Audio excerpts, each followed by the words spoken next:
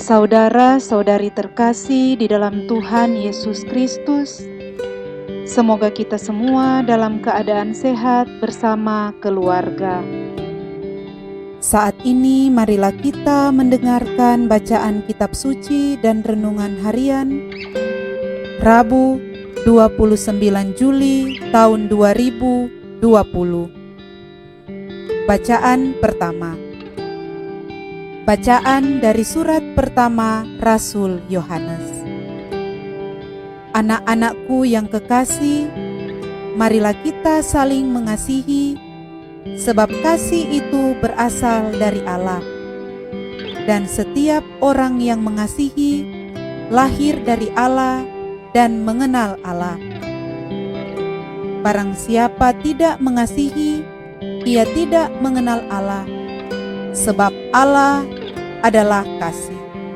Dalam hal inilah kasih Allah dinyatakan di tengah-tengah kita, yaitu bahwa Allah telah mengutus anaknya yang tunggal ke dunia, supaya kita hidup olehnya. Inilah kasih itu, bukan kita yang telah mengasihi Allah, tetapi Allah lah yang telah mengasihi kita, dan telah mengutus anaknya sebagai silih bagi dosa-dosa kita. Anak-anakku kekasih, jikalau Allah sedemikian mengasihi kita, maka haruslah kita pun saling mengasihi. Tidak ada seorang pun yang pernah melihat Allah. Tetapi jika kita saling mengasihi, Allah tetap di dalam kita, dan kasih-Nya sempurna di dalam kita. Beginilah kita ketahui bahwa kita berada di dalam Allah dan Dia di dalam kita, yakni bahwa Ia telah mengaruniakan kita mendapat bagian dalam Roh-Nya. Kami telah melihat dan bersaksi bahwa Bapa telah mengutus anaknya menjadi juru selamat dunia. Barang siapa mengaku bahwa Yesus adalah anak Allah, Allah tetap berada di dalam Dia dan Dia di dalam Allah. Kita telah mengenal dan telah percaya akan kasih Allah kepada kita. Allah adalah kasih, dan barang siapa tetap berada di dalam kasih, ia tetap berada di dalam Allah dan Allah di dalam Dia. Demikianlah sabda Tuhan. Syukur kepada Allah. Bacaan Injil. Inilah Injil Yesus Kristus menurut Yohanes. Dimuliakanlah Tuhan. Menjelang hari raya Paskah, banyak orang Yahudi datang kepada Marta dan Maria untuk menghibur mereka berhubung dengan kematian saudaranya. Ketika Marta mendengar bahwa Yesus datang, ia pergi mendapatkannya, tetapi Maria tinggal di rumah. Maka kata Marta kepada Yesus, "Tuhan, sekiranya Engkau ada di sini, saudaraku pasti tidak mati. Tetapi sekarang pun aku tahu bahwa Allah akan memberikan kepadamu segala sesuatu yang Engkau minta kepadanya." Kata Yesus kepada Marta, "Saudaramu akan bangkit." Kata Marta kepadanya, "Aku tahu bahwa ia akan bangkit pada waktu orang-orang bangkit pada akhir zaman." Jawab Yesus, "Akulah kebangkitan dan hidup. Barang siapa percaya kepadaku, ia akan hidup walaupun sudah mati. Dan setiap orang yang hidup serta percaya kepadaku tidak akan mati selama-lamanya." Percayakah engkau akan hal ini? Jawab Marta, "Ya Tuhan, aku percaya bahwa Engkaulah Mesias Anak Allah, Dia yang akan datang ke dalam dunia." Demikianlah Injil Tuhan.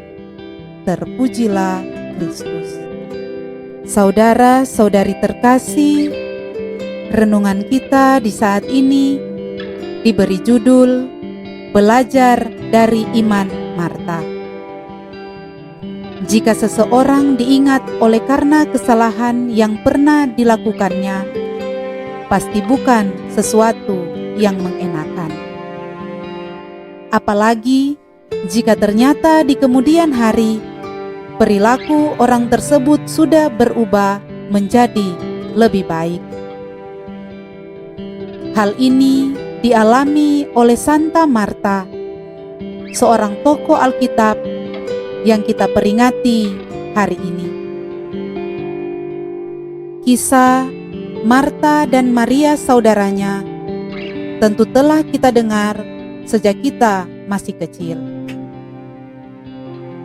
Marta di dalam benak kita adalah orang yang pernah ditegur oleh Yesus karena terlalu sibuk melayani dan bukan duduk mendengarkan Yesus. Dan bukan duduk mendengarkan Yesus seperti yang dilakukan oleh Maria saudaranya. Namun, apakah kita ingat juga bahwa Marta yang juga adalah saudara Lazarus sangat berpengharapan dan beriman kepada Tuhan? Pengharapan dan iman besar akan Tuhan Yesus dilakukan Marta dalam Injil yang kita baca pada hari ini. Dalam Injil hari ini dikisahkan tentang Maria dan Marta yang sama-sama memohon agar Yesus menyembuhkan Lazarus saudara mereka. Tetapi permohonan mereka tidak langsung dilayani oleh Tuhan Yesus. Ketika saudara mereka sakit keras dan akhirnya meninggal dunia. Dalam Injil hari ini dikisahkan tentang Tuhan Yesus yang datang mengunjungi Maria dan Marta setelah Lazarus telah meninggal 4 hari. Ketika Yesus datang ke kubur Lazarus, Marta tetap berpengharapan dan beriman kepada Yesus. Sebagai sahabat Yesus, ia menghampiri Yesus dan berbincang dengannya. Dalam obrolan itu, Yesus mengatakan bahwa Lazarus saudara mereka akan bangkit. Jawab Marta kepada Yesus, "Aku tahu bahwa ia akan bangkit pada waktu orang-orang bangkit pada akhir zaman." Kemudian Tuhan Yesus kembali berkata kepada Marta, "Akulah kebangkitan dan hidup. Barang siapa percaya kepadaku, ia akan hidup walaupun sudah mati. Dan setiap orang yang hidup serta percaya kepadaku tidak akan mati selama-lamanya." Yesus kemudian bertanya lagi kepada Marta, "Percayakah Marta akan hal ini?" Tanpa ragu, Marta menjawab Tuhan Yesus, "Ya Tuhan, aku percaya bahwa Engkau adalah Mesias Anak Allah, Dia yang datang ke dalam dunia." Saudara-saudari terkasih, kalimat ini membuktikan iman Marta di mata Yesus.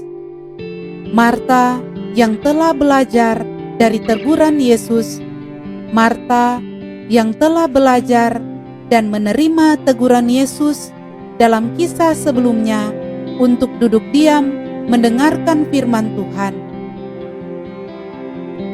Teguran Yesus membuat Marta telah memilih untuk diajar, dan hal ini memberinya kesempatan untuk menopangnya pada saat-saat yang paling kritis, yaitu pada saat kematian saudaranya Lazarus.